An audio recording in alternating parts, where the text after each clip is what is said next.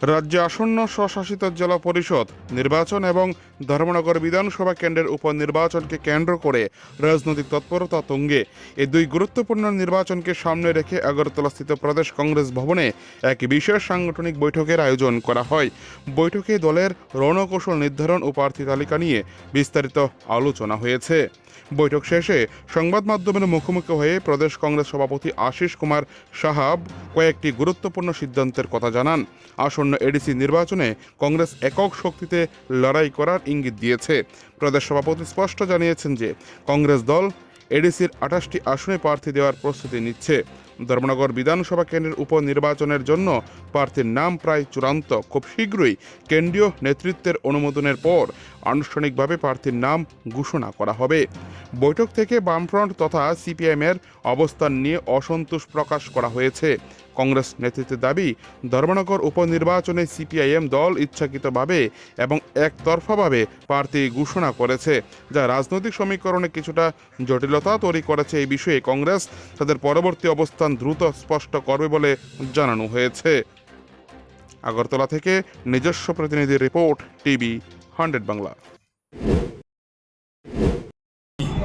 রাজ্যে যে পরিস্থিতি, মানুষ শাসক পার্টির পক্ষে নয় এবং কংগ্রেস এখানে জিতবে বলেই কমিউনিস্টরা অগ্রিম একটা ক্যান্ডিডেট দিয়েছে, জানে যে কংগ্রেস জিতবে, সেই জন্য তারা করেছে। অর্থ কী, কাকে জিতানোর জন্য এখানে করল? ধর্মনগর শিবটারও গত বিধানসভা নির্বাচনে কংগ্রেস দাঁড়িয়েছিল এবং আরও 3টা বাই ইলেকশন হয়েছে বিধানসভায়, সেখানে সিপিএম কন্টেস্ট করেছিল, এখানে তো আমরা ক্যান্ডিডেট করিনি।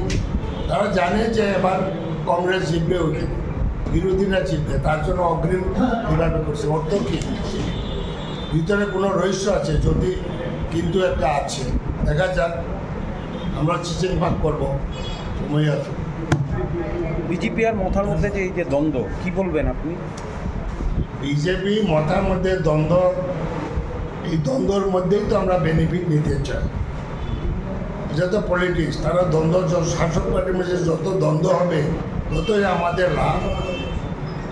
আর একটা বিষয়, আপনি দেখা গেল যে যেদিন বিধানসভা শুরু হবে তার আগের দিন যে পরিষদীয় যে বৈঠকটা গেল, আপনিও জিতেন চৌধুরীর সাথে দেখা করেছেন, কথা বলেছেন, কি বিষয়ে?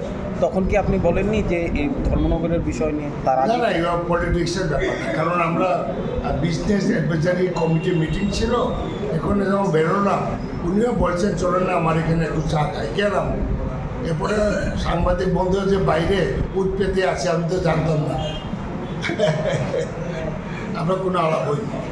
এই নিয়ে আমাদের দলের পরিষদীয় দলনেতা বিরজিৎ সিংহা মহাশয় এবং আমাদের সিডব্লিউসি মেম্বার সুদীপ রায় বর্মন মহাশয়, ওনারা বিভিন্ন প্রতিক্রিয়া দিয়েছেন। আমি মনে করি ওনারা যা বলেছেন এটাই আমাদের দলের স্ট্যান্ড, এবং সেই অনুযায়ী কংগ্রেস দল গোড়া থেকেই বলছে যে বিজেপিকে পরাস্ত করার জন্য আমরা অতীতেও স্যাক্রিফাইস করেছি এবং জনসম্মুখে আমরা এটাই নিয়ে যেতে চাইছি যে বিজেপির বিরুদ্ধে কংগ্রেসই একমাত্র দল যারা আন্তরিকভাবে লড়াইটা করতে চায়। এই লড়াইয়ের প্রস্তুতি নিয়ে আমরা আগামী দিন ময়দানে